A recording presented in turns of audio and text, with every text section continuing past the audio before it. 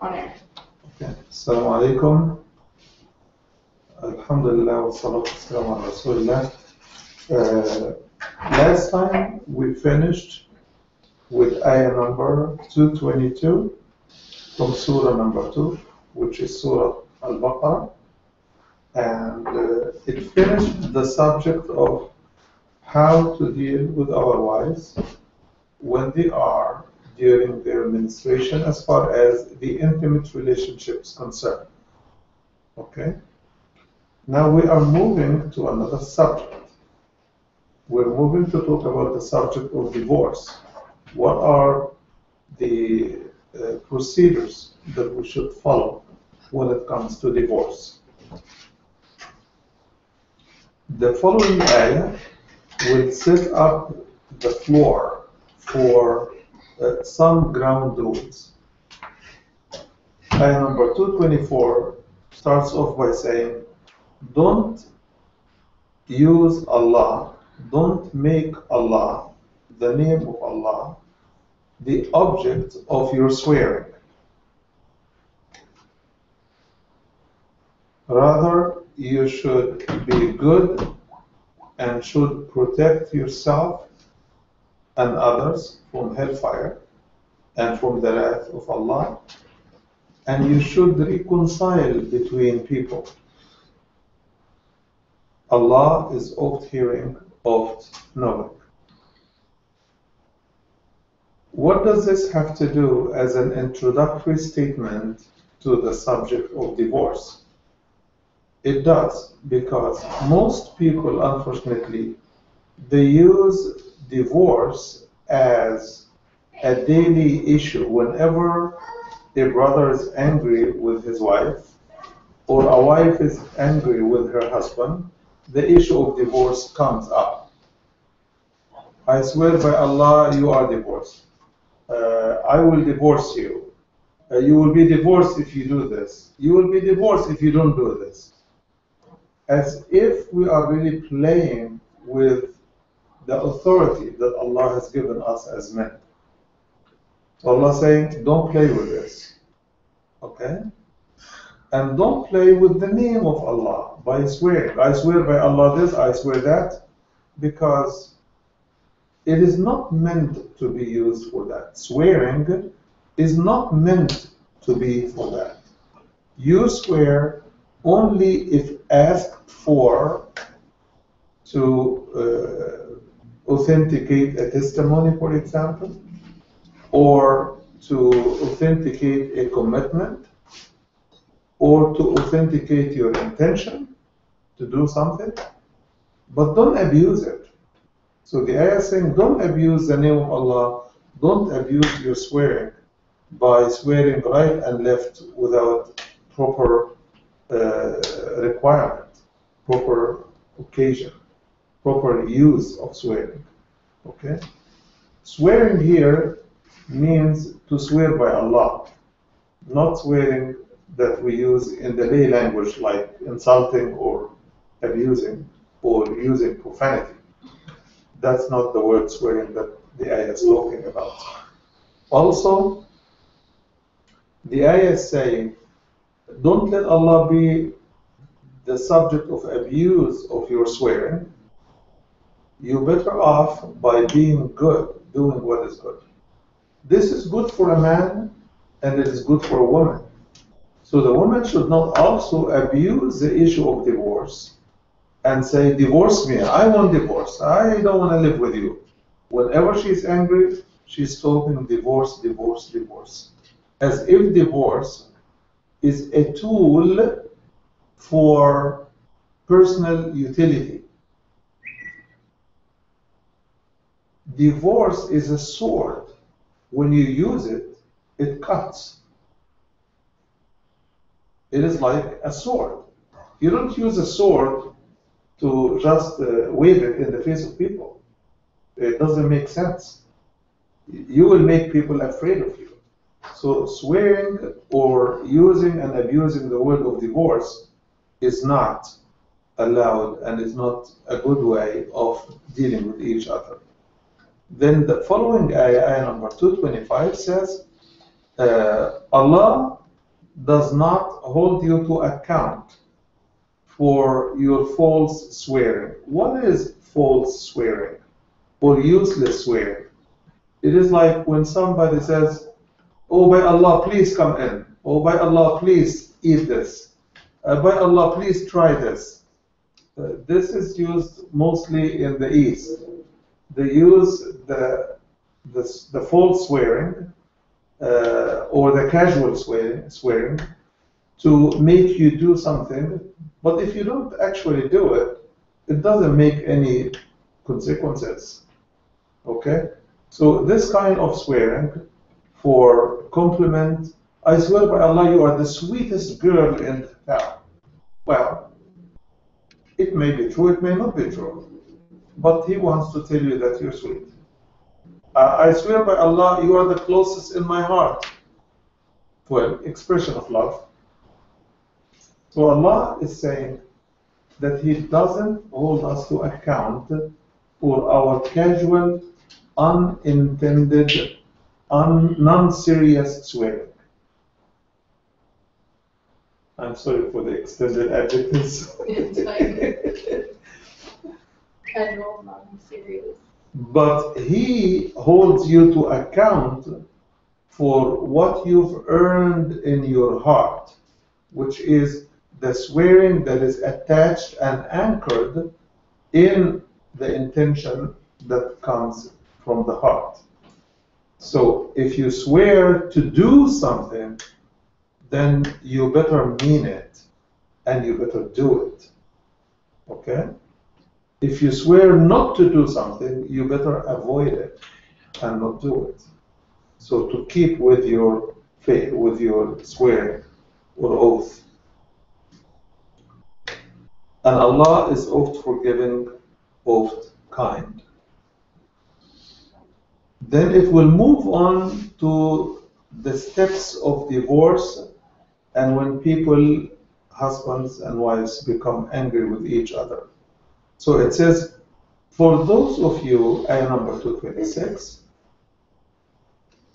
for those of you who desert their wives, meaning in bed, they have to wait for no more than 4 months.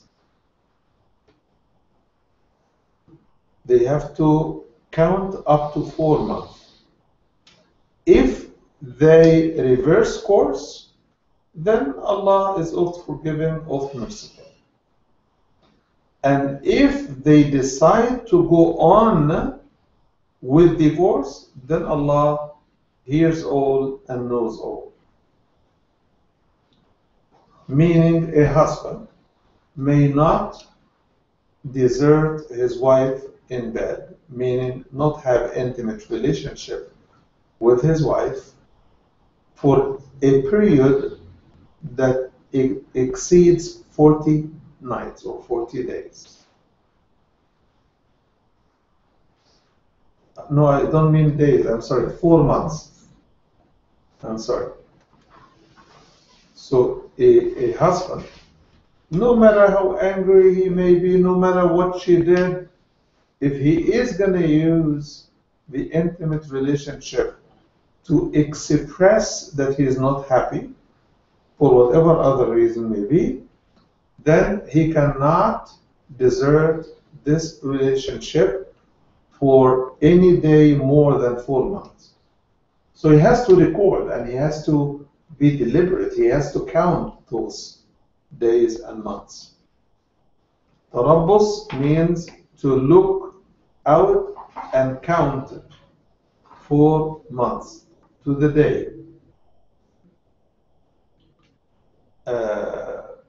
And if they reverse course, which means they want to bring back the relationship to normal, then they can go ahead and do that, start intimate relationship.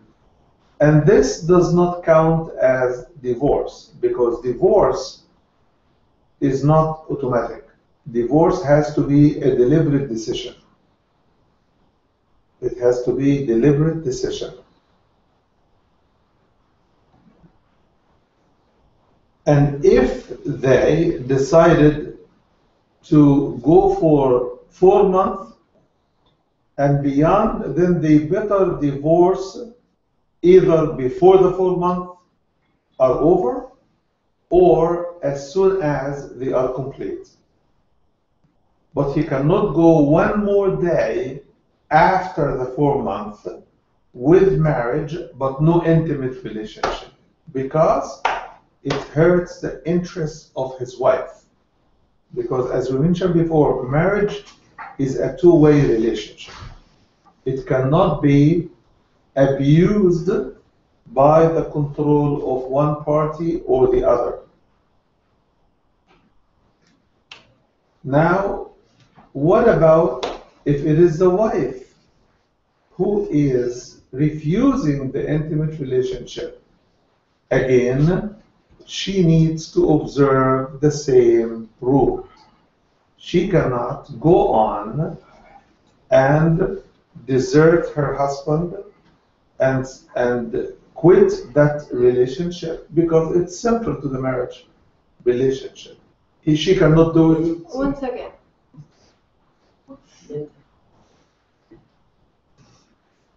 She doesn't like the sign that I was using for an intimate relationship. Okay. Brother's saying, okay, it's fine, that's what the sign is. She's saying, he said, but I don't know the sign that you used. She's saying like the sign for honeymoon. He said, yeah, but I mean, use something that's going to be understood by many people. She said, some know this.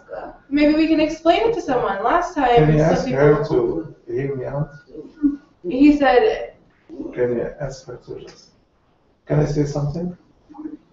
He said, I just use normal sign language. Just follow that. Can I say something? You raised the issue about the sign. Mm-hmm. Yes. So that means, I take it, that you understood the sign. Yes, I understand. Yeah, the sign. I understood clearly. The sign is intended for you and others to understand. So if you understood it, then it seems you don't have a problem with the sign. She's talking about she's feeling it's offensive. I'm using this sign as an intimate relationship. Yes. She's saying use this sign, which is like sleeping in bed with each other. But this sign can be used as honeymoon. Yeah. We use this as honeymoon. But it's... Well, tell her, speaking on this issue is only allowed among adults. And adults should not be offended that we say what actually happened in life as needed.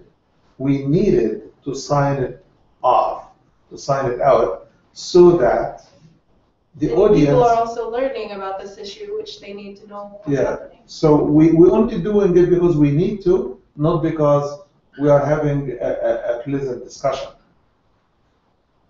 So we need to say this.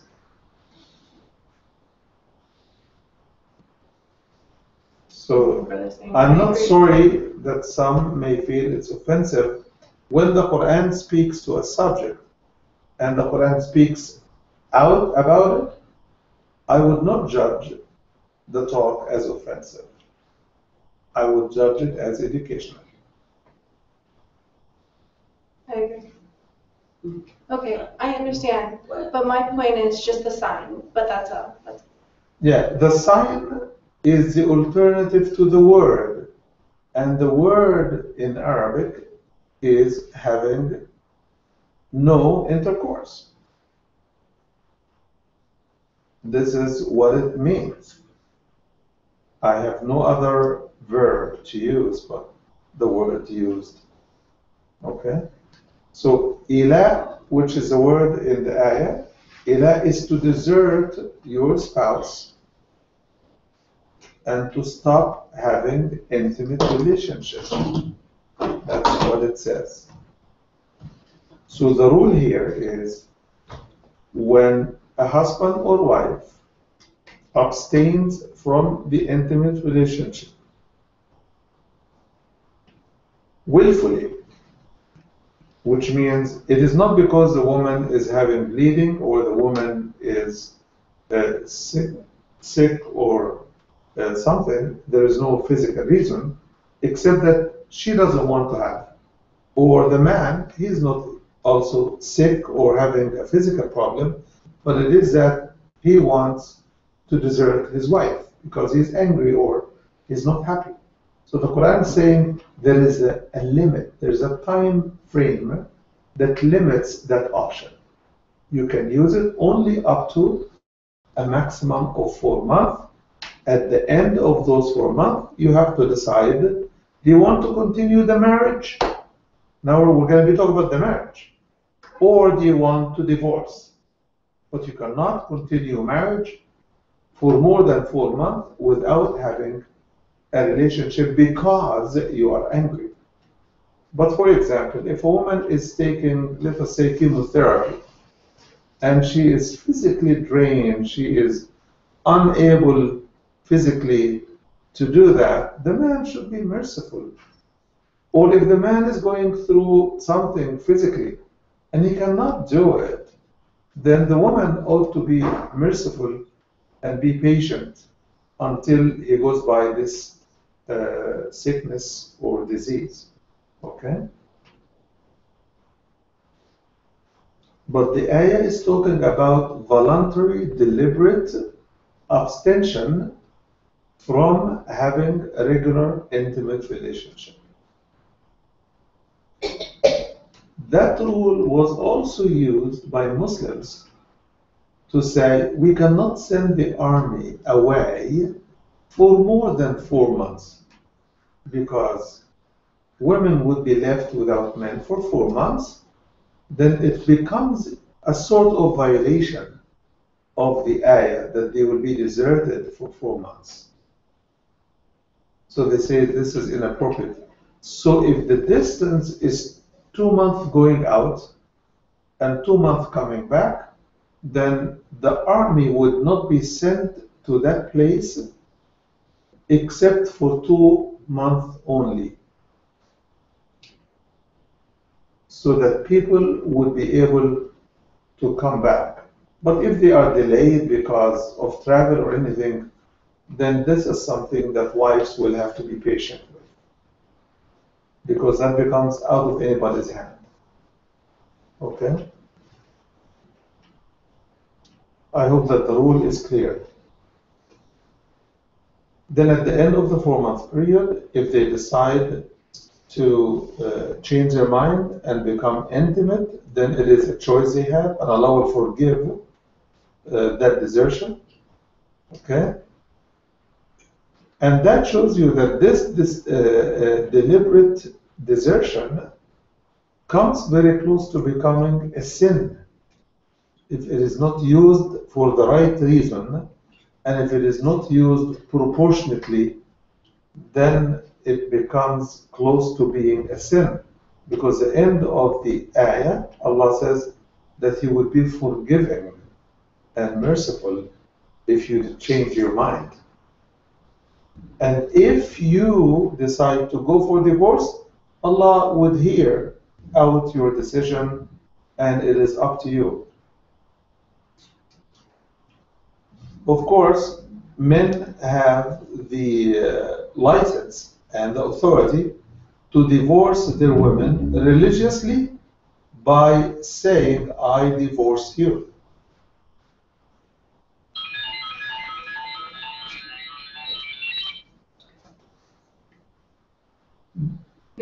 But if a woman wants to divorce, then she either institutes her right and authority to divorce in the marriage contract,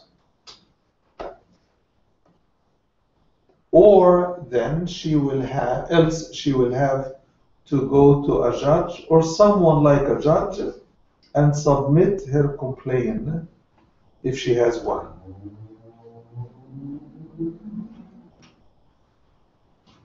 Then it depends on the type of complaint she has. The divorce process will take place. This is what we're going to talk about in the following few ayats. Okay? So the following ayah says, if they decide to divorce, Allah is oft hearing, oft knowing. Then it says, and the divorcee women, they should wait with themselves or hold themselves to a waiting period of 3 ministrations. 3 ministrations.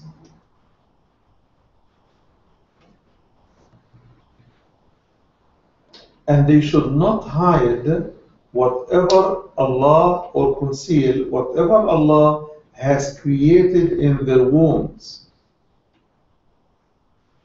if they truly believe in Allah and the day of judgment, or the latter day. And their husbands have an overriding right to reverse their divorce decision during this period if they wish to reform and reconcile. So in a case that the husband initiated the divorce, the wife didn't ask for it, she didn't expect it, and she didn't want it. The husband initiated the divorce. Then the wife should be counting a waiting period. In Arabic, it's called iddah, E-D-D-A-H, iddah. This waiting period should not exceed 3 periods.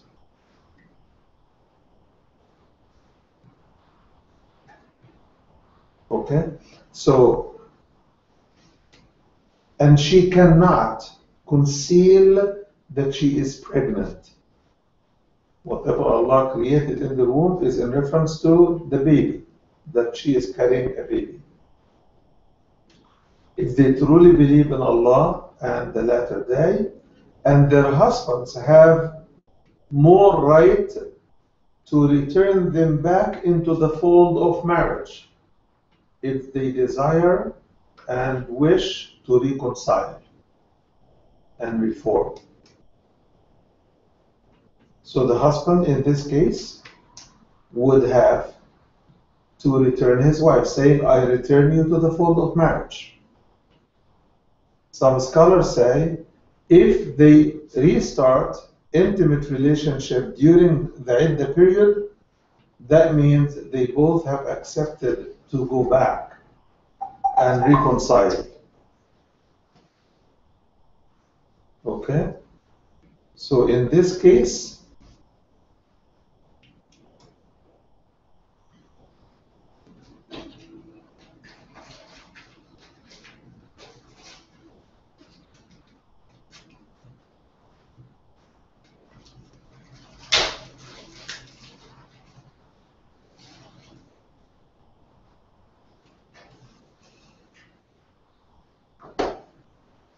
excuse me, what's it? He wants to ask the sign for fix. He wasn't understanding, like fix what, like reconcile, like fix a relationship. Right? Yeah, he was understanding. He said once you're married, but what if you're not? What is the sign for mending fences? Mending fences is a concept. So I understand. Does it have a sign?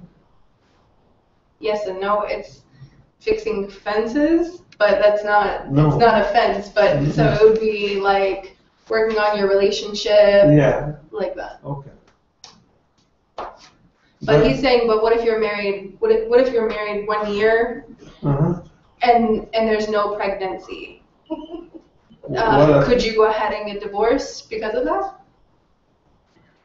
No, I think you have to be patient. She said, but what about love? I mean, if you love each other and you don't get pregnant in the first year, alhamdulillah, you found your partner. You're not. But what if there's no pregnancy after 1 year?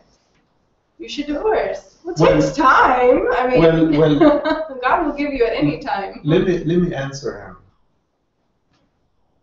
him.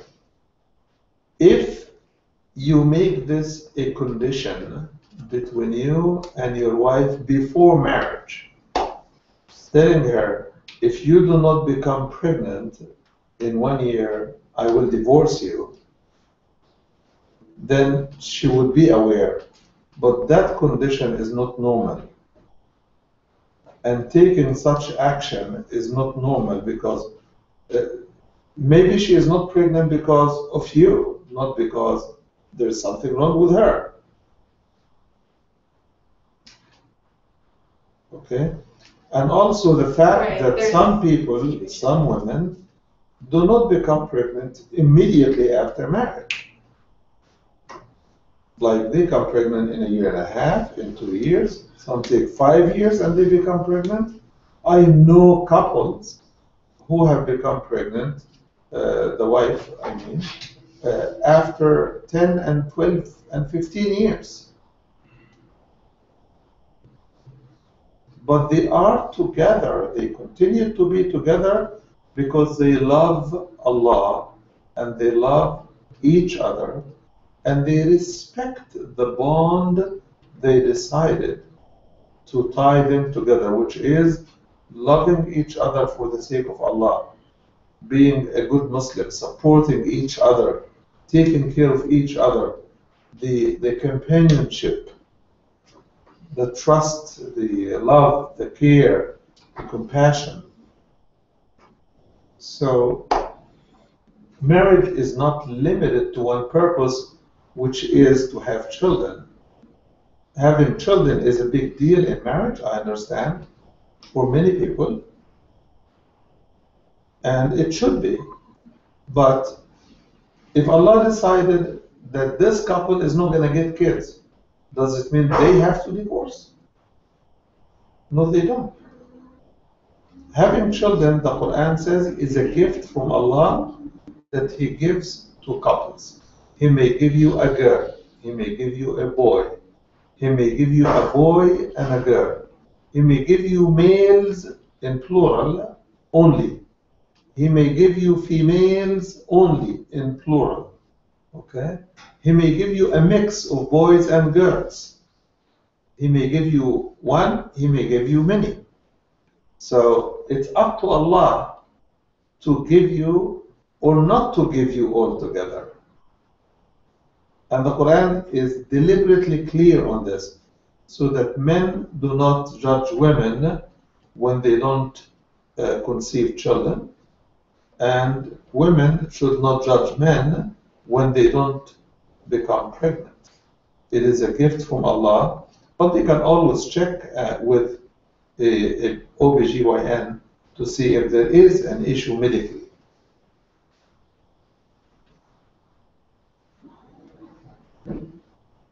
I hope this is clear.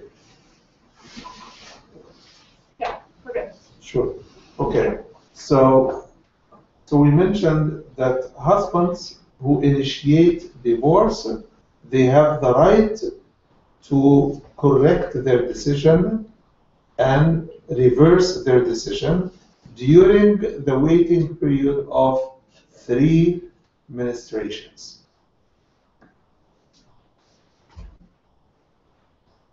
Then the ayah makes a very serious central issue that needs some good explanation.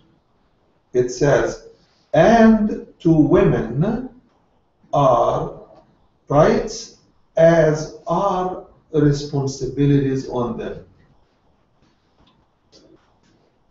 Women, they have rights as they have responsibilities, which means women have rights, meaning on men. So the rights of women are the responsibilities of the man. Then, similar to what is on them of responsibilities, means it is not exactly the same, but they are complementary, meaning that the rights of man are the responsibilities of the woman. So on the issue of rights and responsibilities, it is mutual exchange. Your rights are her responsibilities, Her rights are your responsibility. I think this is as fair can be in any relationship. So, for example, the woman has the right to be provided for. That becomes the duty of the man to provide. Why does Islam give the woman that right and make it the duty on the man? Why doesn't she fend for herself? Because women are physically weaker in general, plus they are likely to become mothers, to become pregnant, to take care of children, to attend to some household affairs so that the house is always clean and livable and enjoyable.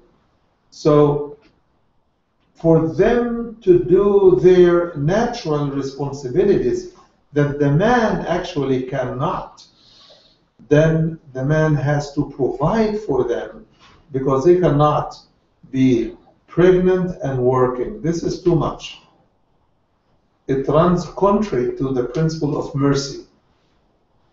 And it runs contrary to the nature of the job and the functions Allah has assigned to men vis-a-vis women and vice versa.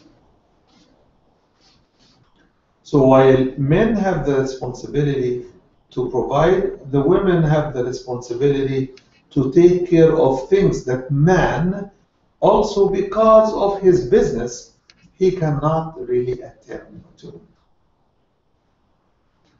So if they have children, and those children are young, or even old, and they are home or they go to school, then one of the two parents needs to be home for the kids. The Quran says children at young age, they need their mom more than they need their dad. Mom is given compassion and mercy and love and tolerance and flexibility much more with children, much more than men. You leave a child with a man, you turn him crazy in 10 minutes. You leave 10 children with a woman, you come back for 10 hours, they will be playing. Maybe one of them will be fighting with others.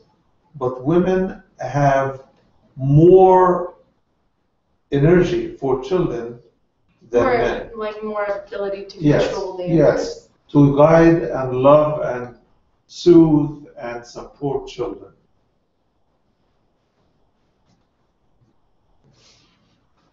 So the ayah is saying women have rights similar to what they have of duties, which means they have rights that become the responsibility of the man and vice versa. Then it says, وَلِلْرِجَالِ عَلَيْهِنَّ دَرَجَةٌ, and men have an authority that is described here as a degree of authority over women, or a degree of both authority and responsibility.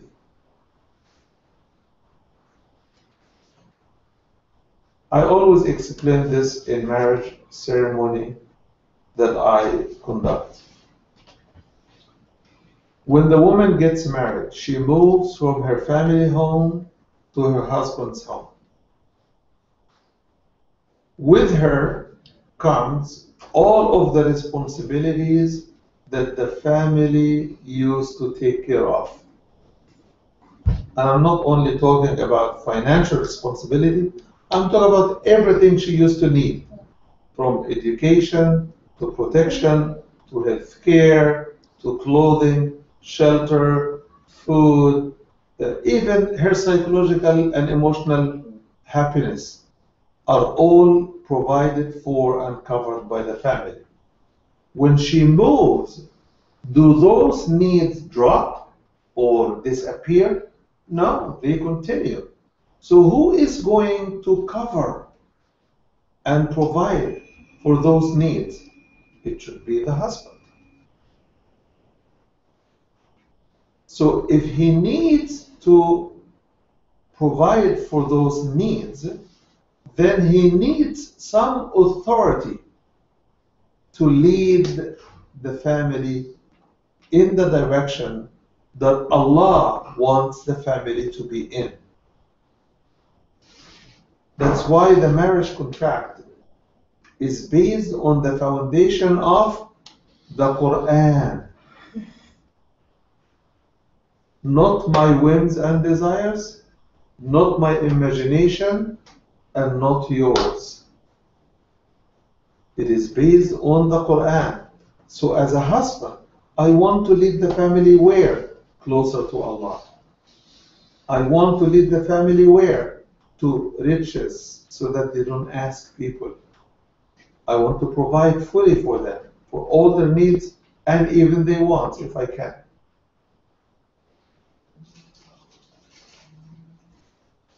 So the ayah is saying that men have these responsibilities. How did the family manage those responsibilities when she was a younger girl at her family home? Well, her dad and her mom used to have authority over her. Of course, she was young, but she was growing older, right? But still, they have the responsibility for her safety. So they used to tell her when to get out, when not to get out, how soon she should be home, and how late she can be out. These are rules in the families, right? So when she moves to her husband's place, will she be doing things on her own, or does her safety continue to be the responsibility of the husband? It continues to be the responsibility of the husband. If somebody attacks his wife, who's going to protect her? It's him. If his wife runs into an accident, who should be the first one to run and help her? It should be her husband. If she needs to go to the hospital, or if she went to the emergency room, who should be there first? Her husband. So, because it forms a responsibility, he has to have some authority, but he should not abuse his authority. Authority doesn't mean controlling to choke your companion. No, it's not about choking. It's not about controlling. It is about managing a better outcome for every situation. So if a wife, for example, is working, does she need to wake up in the morning every day and ask her husband, can I go to work today? Or can I go to the market to buy stuff? She doesn't need to ask permission, but that has to be mutually agreed upon. But she needs to tell him when she is leaving and when she expects to come back, so that he is alert that she is outside of the house. He is alert, okay? So that when she calls next, he knows that the call is coming from the market or from the street, so he pays more attention to this kind of call, because she may need something serious. So the information is for a purpose other than control. It is to be available and ready to help if needed. She's going to her mom. She has the right to go to her mom, but the time of her going and the length of her stay has to be through mutual agreement. We will talk about consultation in the family in the next section. Not this week, but the 2 weeks from now, inshallah. But for now, let me just conclude this issue that men have a degree of authority and a degree of responsibility that are relevant to each other. So it's not a degree of control and abuse. Abuse is not allowed, definitely. And then it says, and Allah is exalted and wise. And this is ayah number 228, and it is the conclusion for this session. Next time, inshallah, we're going to be doing ayah 229.